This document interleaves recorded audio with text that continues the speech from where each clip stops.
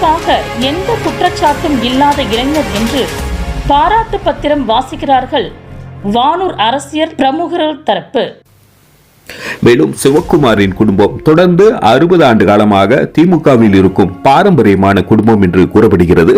இவரது தந்தையார் குப்புசாமி 1977 வானூர் தொகுதியில் போட்டியிட கழகத்தில் பணம் கட்டி வாய்ப்பு கேட்டுள்ளார். மேலும் வானூர் ஒன்றிய பொருளாளராகவும் இருந்துள்ளார். 99 வயதாகும் அவர் இன்னும் திமுக கழக உறுப்பினராக உள்ளார் என்பது குறிப்பிடத்தக்கது. சிவக்குமாரின் சகோதரர் கே ரவிச்சந்திரன் அவரது 19 வயதில் சட்ட எரிப்பு போராட்டத்தில் கலந்து கொண்டு கைது செய்யப்பட்டு 64 நாட்கள் சிறையில் இருந்தவர் என்று கூறப்படுகிறது. ஊராட்சி மன்ற தலைவராகவும் இருந்துள்ளார். சிவக்குமாரின் தந்தை ஒன்றிய கவுன்சிலராகவும் இருந்துள்ளார். இவரது குடும்பத்தில் சகோதரிகள் ஆசிரியர் பணியில் இருந்து வருகிறார்கள். மேலும் இவரது மூத்த சகோதரர் கோவிந்தசாமி